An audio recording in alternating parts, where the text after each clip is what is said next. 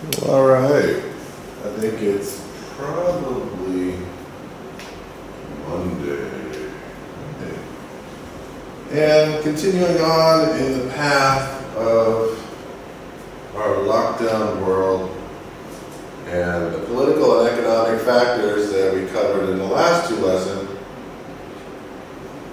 I'm going to talk about tech a little bit today. And in our book, that is on 16 again? Is it 16? Global economy, interest rates. No, it's not 16. It's 15. No, 18. 18. 18. So, of course,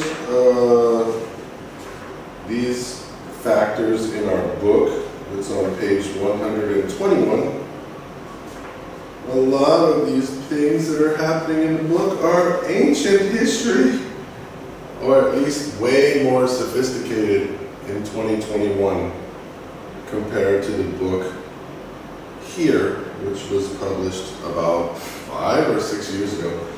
So it's a shame that we really don't have an updated book. They haven't really published any updated books for a long time. So I don't really see how, we just don't see any income from that. I don't think there's not enough customers who are gonna pay for this book, so that's why they don't do it. So we just have to develop our ideas from the bottom up and use this maybe as some support for our other research into the subject. So, starting with our project, again, technological factors are external, as you know, and having them be external means that they are out of our control, right? Always the same thing there. Things that are external are out of our control. We can't do anything about them. So we can only modify our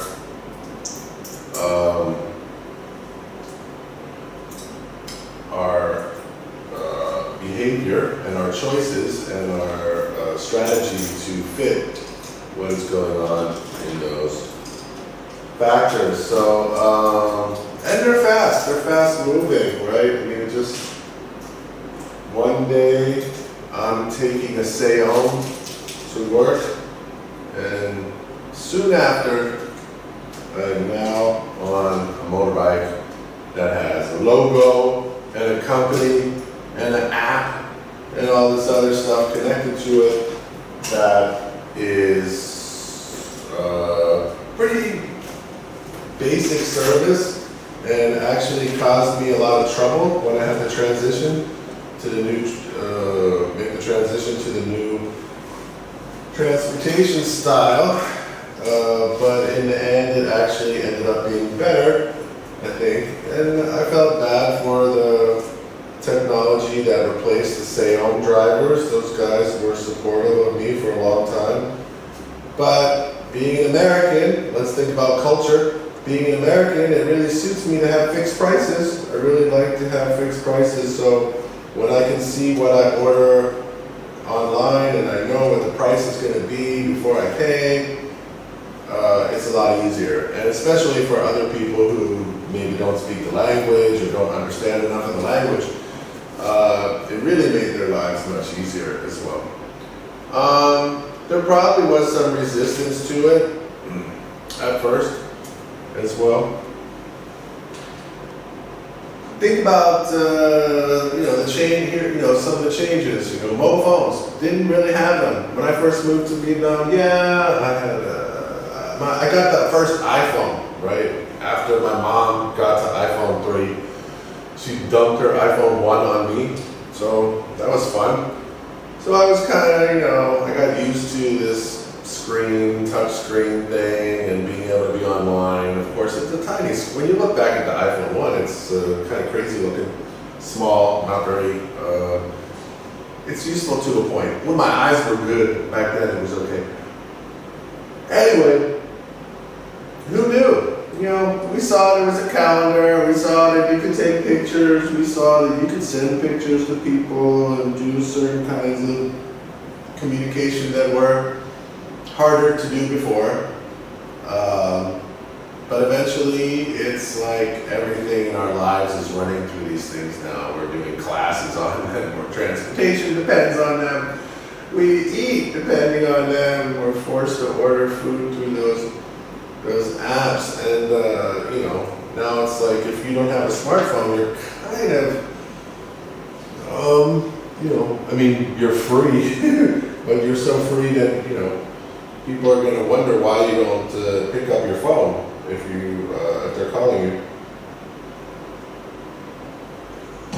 Now, even the police, they expect us to have these phones. Expect us to have them. Like it's like we have to have them. It's like you must have them because they have to put some kind of app on your phone so they can trace us for the COVID. So we're like, really? So what if you just say you don't have a phone? It's like people won't even believe you. Like, what, you don't have a phone? What are you talking about? So we're kind of, you know, we've definitely become, I don't know, what's it, the word cyborg is like half human, half machine. And so we're kind of cyborgs now. We're so dependent on technology. It's like, you know, it's almost like, remember Jim's great joke? We have the,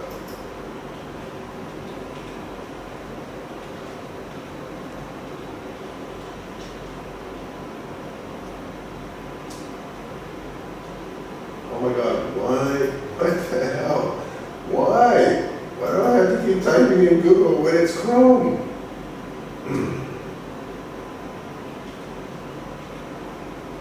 Unbelievable.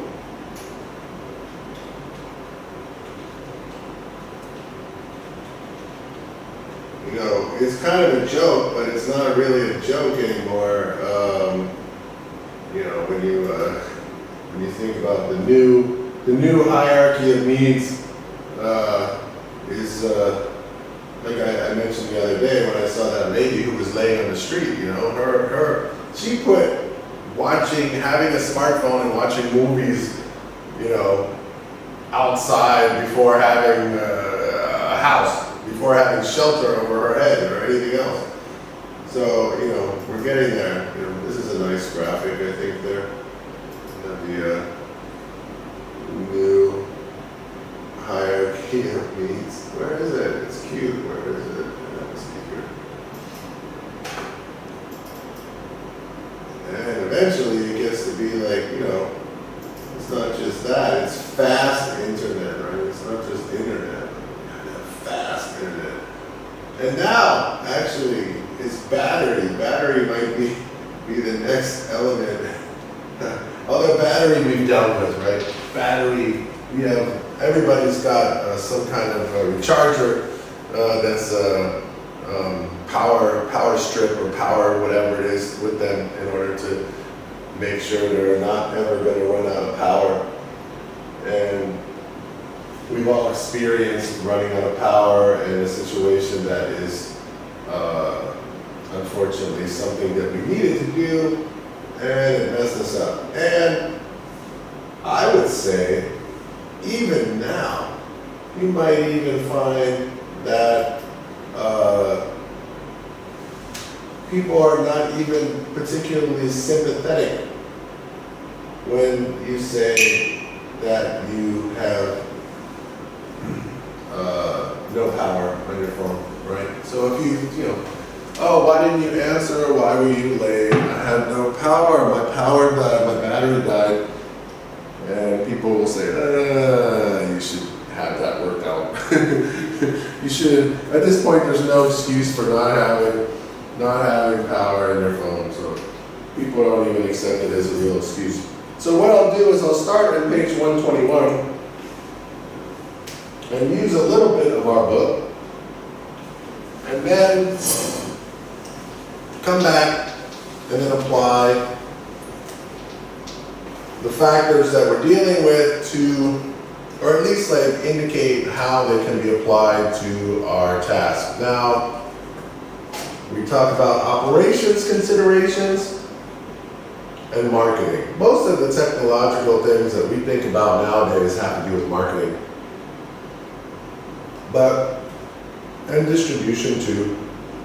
But some of that requires operations. You know, it requires staff to be able to update. If you have content marketing online, you have to have a certain level of expertise in the staff in order to do that, and skills. So on page 121,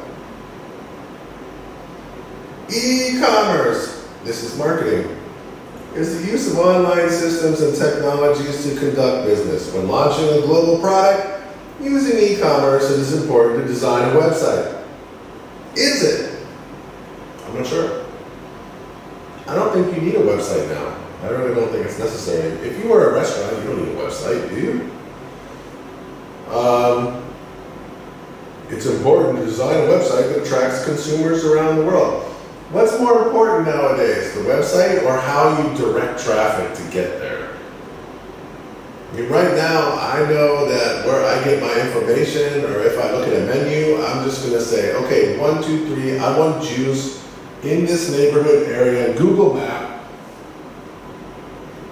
If something's on Google Map, I think it's very effective. Then it's like, oh, okay, that's what I want. It's in the neighborhood and I can see it. Or now I can order it. Or I can press one button and take a grab bite and go right there.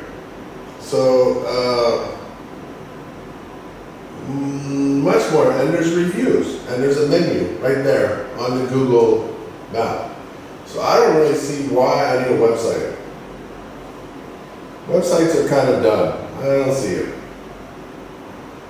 Unless you need to have some very sophisticated back end of selling where you're going to have interaction with customers about products and requests and feedback.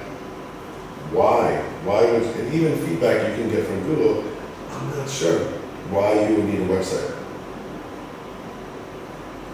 Here it says the design must be stable and able to be accessed with a range of computer operating systems and internet speeds. Websites are harder, right? Because you have to have it optimized for every kind of screen, whether it fits on a tablet, which tablets, 10-inch screens, 6-inch screens, normal laptop screens. So there's a lot of design that has to go with the website. It's a lot of work. What's good about websites, though, in the international one is that you can build an international presence. I guess that's one benefit.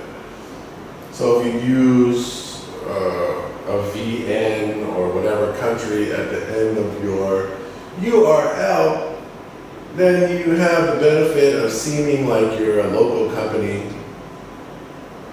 If there's some issue with people who want to feel like they're buying from Lazada VN. Lazada is not a Vietnamese company.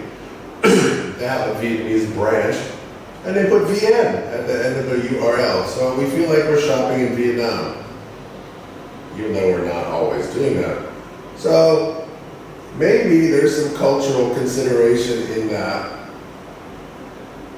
Also, automatic language translation is very helpful and can help consumers to buy who, if you're in a multicultural country that has more than one language, that could be very beneficial, right? If you've got Cantonese Chinese and Mandarin Chinese and you want to have a website that serves both groups of customers. If you're in Singapore, you have Indian, Hindu, Malaysian, and Chinese and English. So you might have like 4 languages there that you want to be, in Indonesian even. So you might want to have 5 languages that if you were like a Starbucks in Singapore, you want to have 5 languages that customers can switch between. But you can do that automatically. then you get to the actual, so you have, that's the communication element, and then you have the actual purchasing. And people will either be up for it or not. When I first came to Vietnam, I was shopping on Lazada, and is that for us? Yeah. Really? Yeah. Got our walking papers. See you later. All right. For shopping on Lazada, then people would not, of course, pay with credit cards, or they would not pay in upfront when they were buying something because they didn't trust the banks, or they didn't believe that Lazada would refund their money. And people wanted to feel the goods, right? Remember when people wanted to touch the goods? They wanted to really feel it before they buy it. They wouldn't trust what you saw online. And I wouldn't trust it either. Hold on one second. I'm going to tell Mr. Chung. Baboy, quick. Baboy. Yeah.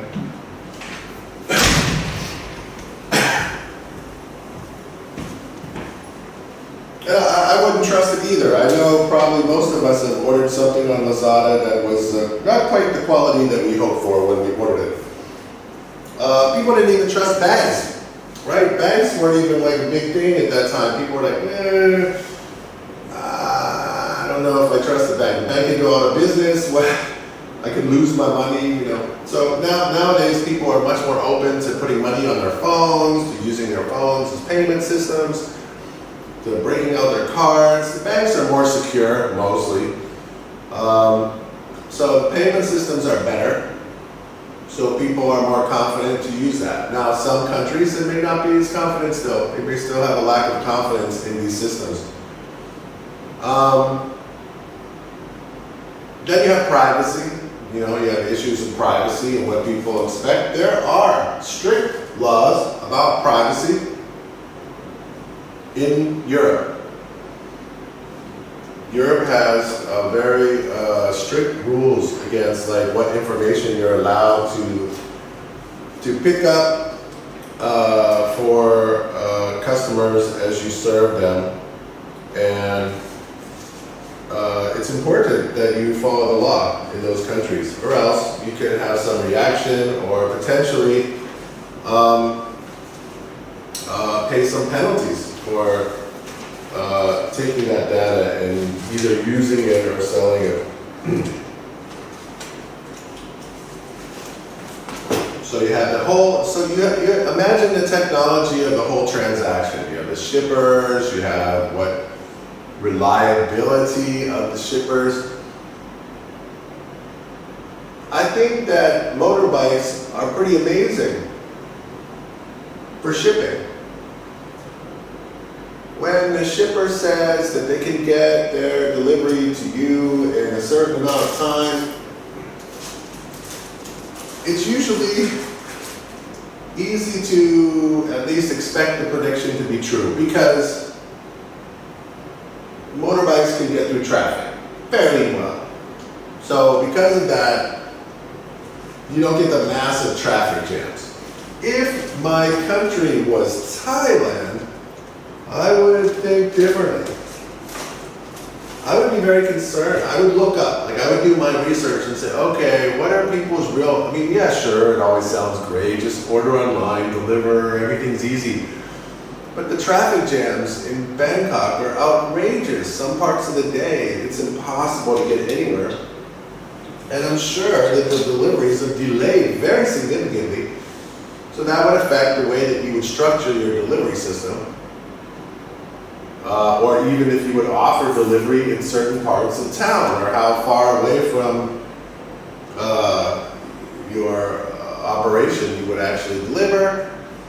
Of course, you have some companies like Domino's who like to offer some promises or guarantees that this delivery is going to, make it to you within 30 minutes.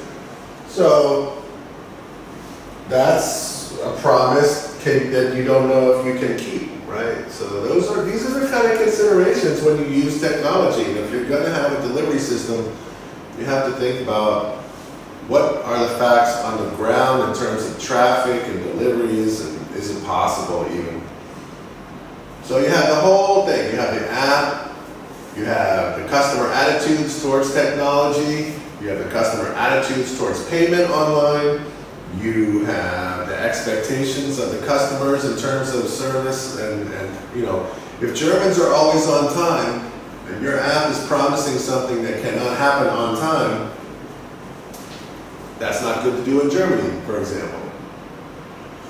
All right, social media, I'm on page 130, on 121 still, paragraph at the bottom, social media, mobile payment systems, and augmented reality offer new ways to market products and services to consumers. Consumer access to infinite product and service knowledge, which is true now. We can compare, competitors are easier to find. So if I can't get what I get from you, I can go to Google Maps and find out what's in my neighborhood and change from you to someone else. So competition has actually increased a bit because of technology as well.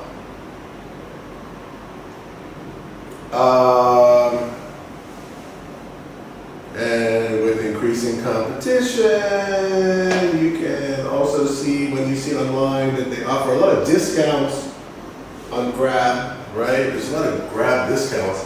Who pays for those? Right? That's a good question. I'll order something, they'll say if you order $200,000, they'll give you $50,000 off. All right, who loses that money? Is it the company? Is it your coffee shop that's going to lose that $50,000? Or does Grab actually pay that money to the restaurant, right? That would be crazy. That would be a lot of money out of Grab's pocket. I find that hard to believe that they would pay that money. So, a lot of us don't really know how these systems work. So you have to look into them to see what's really, not just does it sound good, or in theory everybody understands it, but it's like, in that country, what are the real habits of shoppers? What are the real beliefs about the technology that they're using? That's more important than what, just saying like, okay, we'll just use Grab in that country. Yeah, but they don't have motorbikes. They might not be able to do what you're saying. What do they do? Bicycles? If you don't have motorbikes, how do you do Grab? Or any shippers. Italy, they have motorbikes. They also have winters. Can you deliver in the winter? There's a lot of factors in it. It's too easy to just say, oh, okay, we'll just make an app and we'll have a delivery system. So that's one part of it. Of course, we have traditional media, which is also still considered technology. So if there's radio, television, whatever, all the other media, print media, all that media. And we have social media. But social media, while it's incredibly popular now, is has so many things involved with it. It's not so easy to just, well, I'll just open a page in Facebook and then it'll be fine, and I'll just have customers. Maybe, maybe not. A little video. Marketing, A-level business students need to have an awareness of the area of digital marketing. Now, digital marketing is an increasingly important part of the marketing activities of just about every business, really. Check how many of these you understand.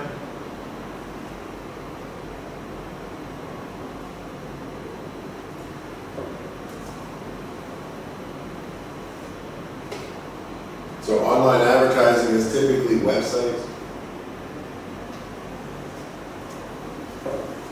Although it can be in YouTube videos now, more and more and more and more and more in YouTube videos. SEO. That means you come to the top when somebody searches for anything. So if you're SEO structured, that means that whenever there's some search on Google Maps or just a normal search, that you come up at the top of the scale. Content marketing, content is YouTube, mostly. Of course, there's other content like on Instagram too, which their sister networks anyway. Oh no, they're not. Instagram is Facebook. Influencer marketing, I think we understand that. And then we have viral marketing. Viral means that the marketing is done by the ultimate champion of viral marketing in the world. I think, to this day, Apple. The iPhone or whatever new products they put out, they don't have to do any advertising at all. They just tell someone to tell someone, and then they give one journalist an exclusive scoop about, like, we're releasing iPhone 13 on September 13th, Friday.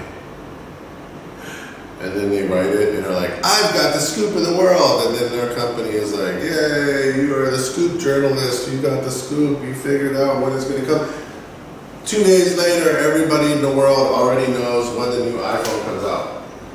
That's viral marketing. That's marketing that you can do by spreading messages, word of mouth, without actually having to, or memes, without actually having to put any money into it. It's amazing. Apple is amazing that way. Really. And to be honest with you, the whole area of digital marketing is worthy of a whole course of its own. For A-level business though, we just need an overview of the main types of digital marketing. So what I've done in this short video is just to highlight 6 parts of digital, or types of digital marketing, which I think are particularly important. So as we go through, it might just be worth pausing the video and jotting down these details into your notes. Let's start with the first 2, and probably starting with email marketing as being the most common, most popular form of digital marketing. It's been around for a while now, and I think many would also argue it's also the most widely abused type of digital marketing. And put simply, email marketing. I don't think it works, email marketing anymore, and I don't trust it. I don't even remember asking for any of those emails, and there's so many phishing scams in those emails that I just ignore them all. Marketing is all about broadcasting email messages to audiences of email addresses, either to very large audiences that aren't segmented, or increasingly, as email marketing becomes more sophisticated, to much more targeted segments of email addresses, often based around transactional activities. For example, you might have added something to your shopping cart, and then you get an email asking whether you've forgotten to check out, so that kind of stuff. So email marketing obviously a huge part of digital marketing for nearly every business, as is online advertising. It's hard to imagine there aren't many businesses now that don't do some kind of advertising online. The ability to better define and target online campaigns at specific audiences or specific locations, perhaps near to the business, makes online advertising a particularly attractive part of the promotional mix. And so too, there's the fairly sophisticated and real-time data that online advertising provides businesses. For example, being able to link a particular online advertising campaign to online sales and to work out where those sales came from, which campaign worked. Online advertising is dominated by the main search engines still, so Google and Bing dominate search engines and therefore dominate online advertising. And of course the social media networks themselves are also major beneficiaries of businesses spending on online advertising, so the likes of Facebook, Insta, Twitter, LinkedIn and so on. Okay, that's the first 2 done. Let's move on to the next 2. The one on the left you may have come across, may have heard of, often shortened to SEO. It's search engine optimization.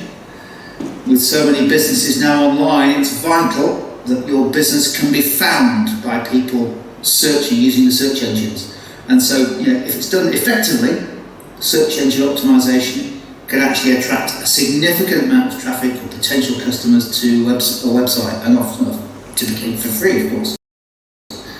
So really the goal of SEO in terms of digital marketing is to try to produce and optimize content in a way that makes it appear towards the top, ideally on the first page of the results page of search engines, and of course particularly Google. There's a whole industry dedicated to providing businesses with advice and tools and software on SEO, most of which is complete garbage, some of which isn't, but it's a very effective, potentially a very effective way of driving traffic and getting potential customers. The one on the right is very closely linked to search engine optimization. I've called it content marketing.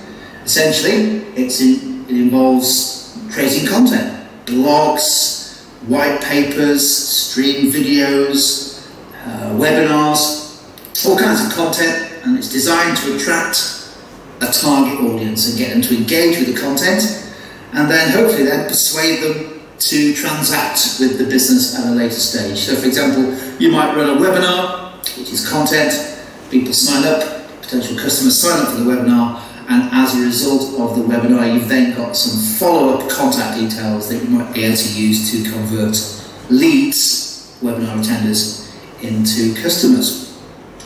And last two, influencer marketing. You may have come across this term if you're, I'm sure you're all familiar with the likes of YouTube and Instagram, a very fast-growing and effective part of digital marketing.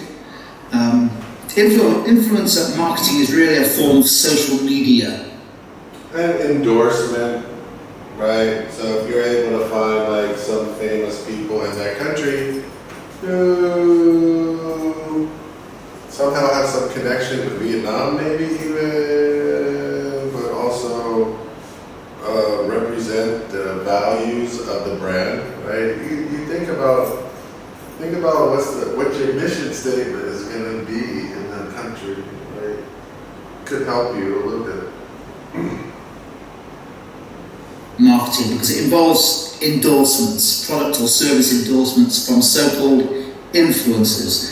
These influencers, these are the people who claim or do possess a particular expert level of knowledge or social influence in a particular community or field. And of course the factors that determine the impact of the influencer will vary a lot. A good starting point for influencers to determine how effective they might be is to look how many followers they have, to what extent are their comments and recommendations liked or shared, that kind of stuff. But a lot of businesses increasingly looking to have their products and services shared, endorsed, recommended by these so-called influencers. And lastly, viral marketing. So-called influencers. So yeah, I mean that makes you actually. I mean, should. I think a lot of us rarely think about what Vietnam. We have a travel. Every country has its own slogan for travel, right? So when you talk about tourism slogans, every country has it. Djibouti, Scotland, a spirit of its own. Morocco, much more Morocco. Great, all-time classic. Argentina, beats to your rhythm. There's all these slogans that are there. Look at that guy, being decent. Why is he there? Tourism slogans for every country in the world. What do you learn about the countries? Not too much, because most of them are very, maybe there's a little bit in there. Croatia, full of life. Who knew? I just learned something about Croatia.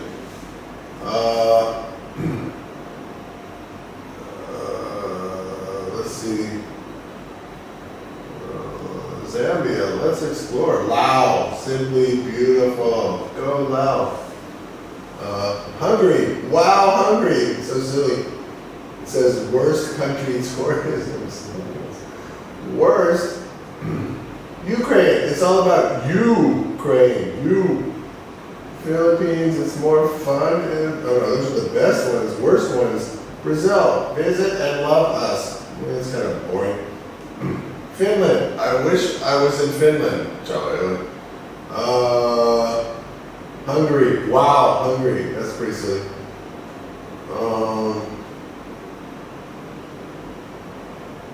Slovakia, travel in Slovakia, good idea.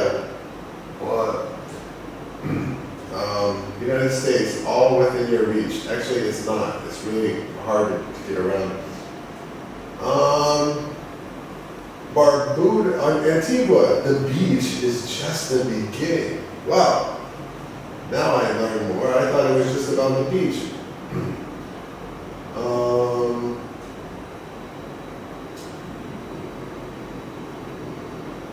Feel the friendship. Brazil is awful. What's Vietnam? Vietnam is what? We have the awesome Vietnamese one.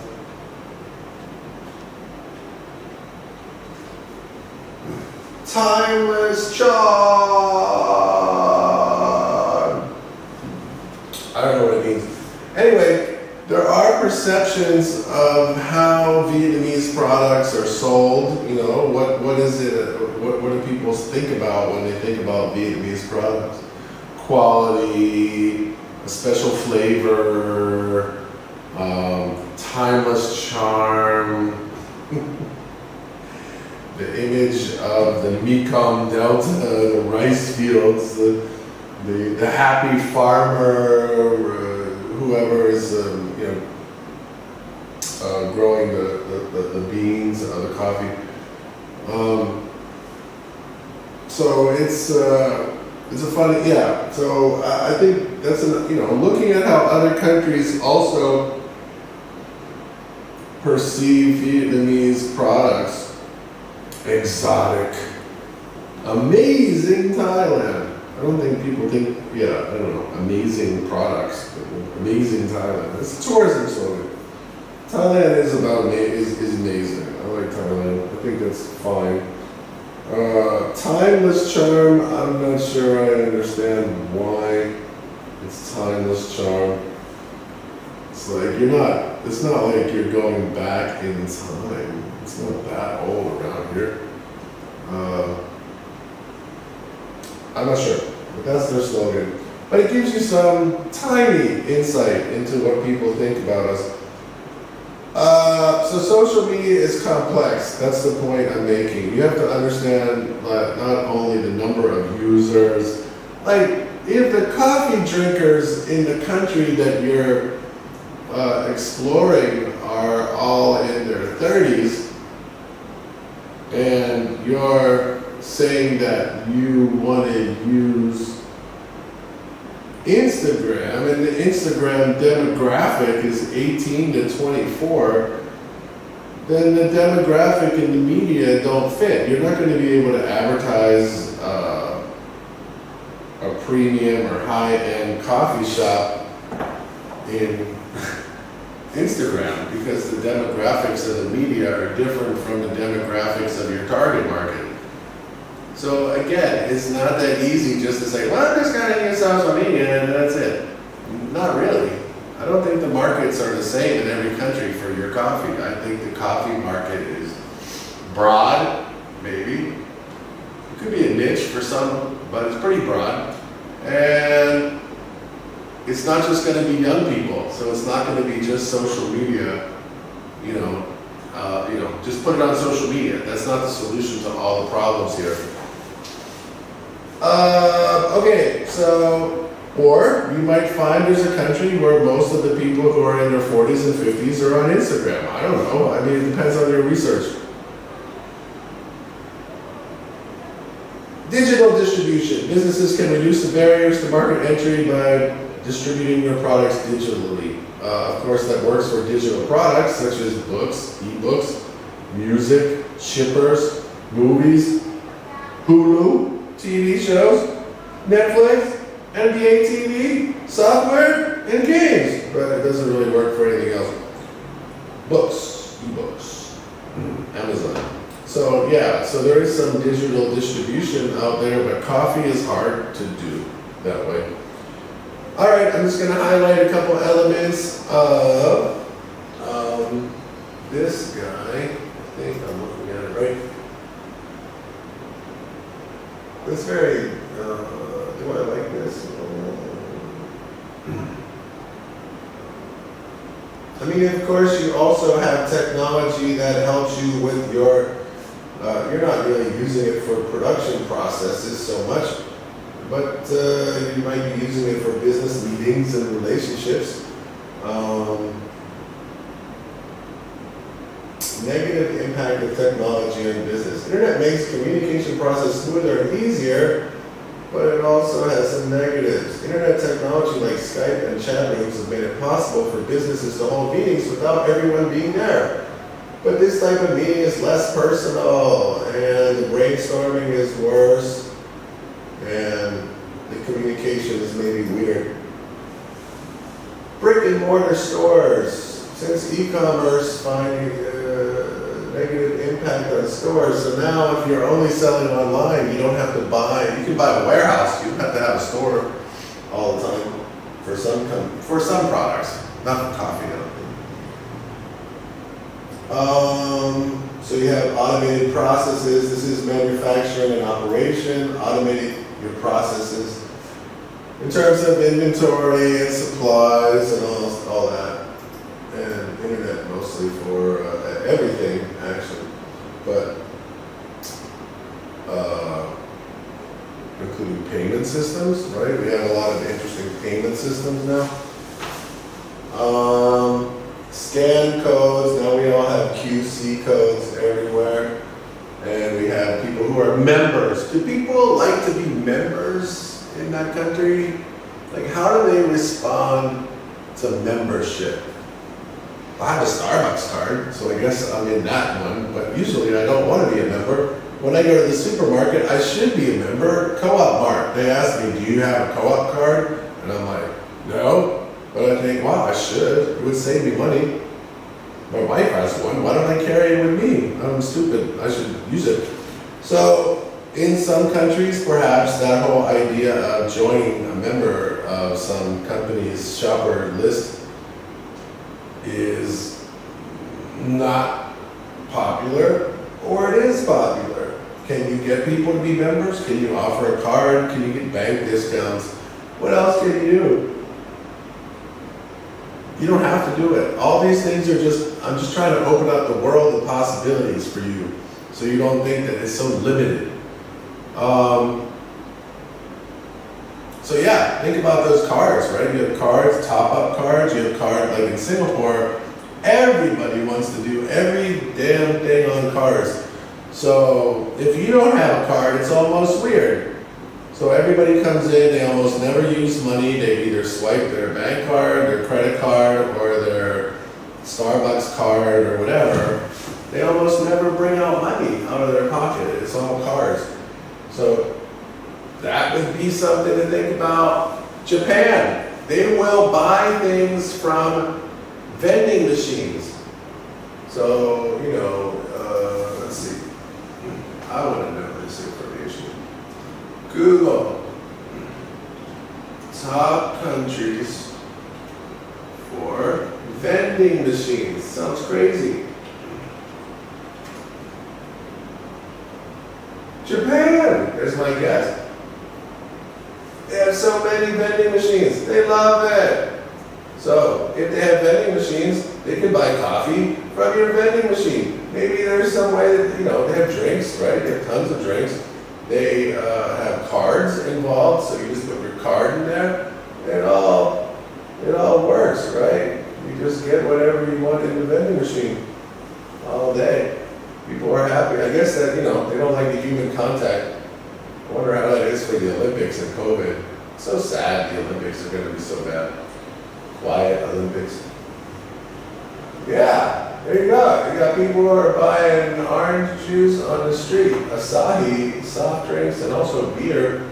I guess you can just buy beer on the street. How weird. But I've seen America. We have a lot of pizza. Jesus.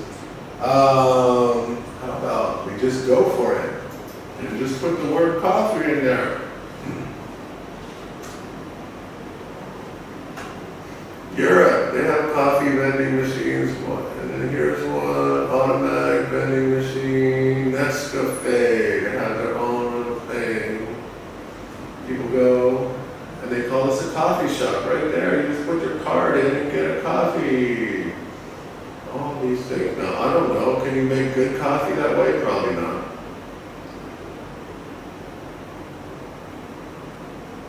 Kind of new styles of stuff I've never seen before. This is a coffee vending machine. It's kind of crazy.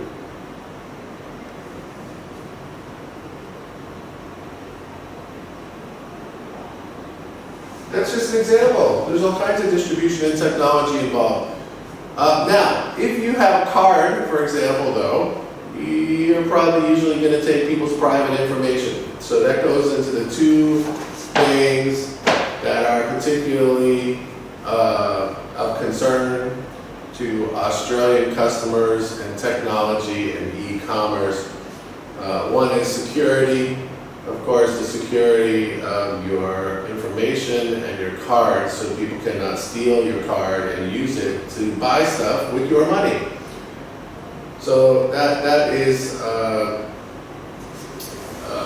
system that has improved significantly. Now there's many ways that they can check. They send you a code on a one-time password, or you only can get it on your mobile phone. So if someone doesn't have your mobile phone, then they can't really get your password. They have some what's that one, CAPTCHA, so they can see if you're a human being and not a robot. They have a lot of ways that they can secure it. It's pretty secure. Things are pretty secure at the moment with banking for the most, for commercial ATM banking or credit card purchases online. Of course, the second one is privacy. Privacy is related to your control of your data. So that's what you're worried about there. Because companies that are free, they are not free. Companies that are free sell your data. That's what they do. That's why it's free, because you're the customer. They sell you.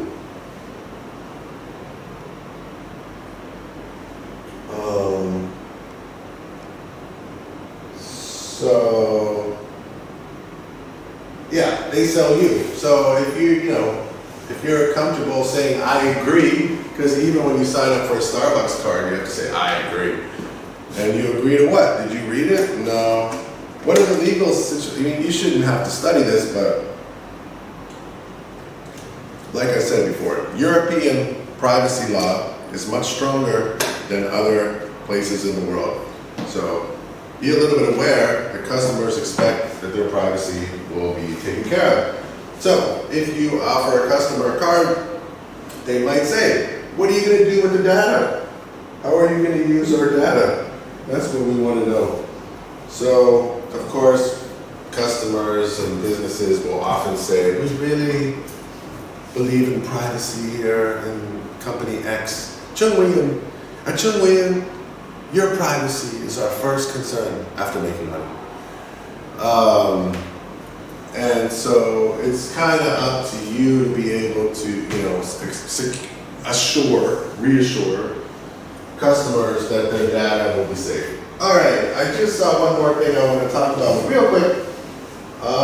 Here's some other technological weird things that you can think about. Not really too much. 3D tech, you're not using that. Automation, that's for production. Internet connectivity and wireless charging, maybe. Everybody expects it. Technological factors affecting Starbucks. The development and adoption of mobile technology prevents many opportunities for Starbucks. They have already teamed up with Apple to use their devices as a platform for presenting ads and discounts. You don't have to team up. What you have to do is you have to make an app, and then you have to get your app on the App Store. So I think that's not very difficult. But if nobody uses Apple and they only use Android, then you'd want to know that. Number 2, the growing desire for internet connectivity has given Starbucks an opportunity to rebrand their coffee houses and stand out by having an excellent free Wi-Fi system. There you go. Thailand, very hard to get Wi-Fi in a cafe. Maybe you would offer it and it would be something as a benefit for customers that they can't get. Or maybe the law in Thailand says you can't offer it for free. I do not know why. So if you're researching some country like Thailand, try to find out, are you allowed to even offer free Wi-Fi? Korea, for example, has complete free Wi-Fi across the whole country. It's provided by the government. So you don't have to provide it. Different countries have different rules towards internet connectivity and Wi-Fi. Mobile payments are, everybody's different, right? Different countries have different senses about mobile payments. So I just wanted to highlight there was a coffee company with a couple of different tech factors. And I would say that I'll take some questions online about tech factors. But other than that, I feel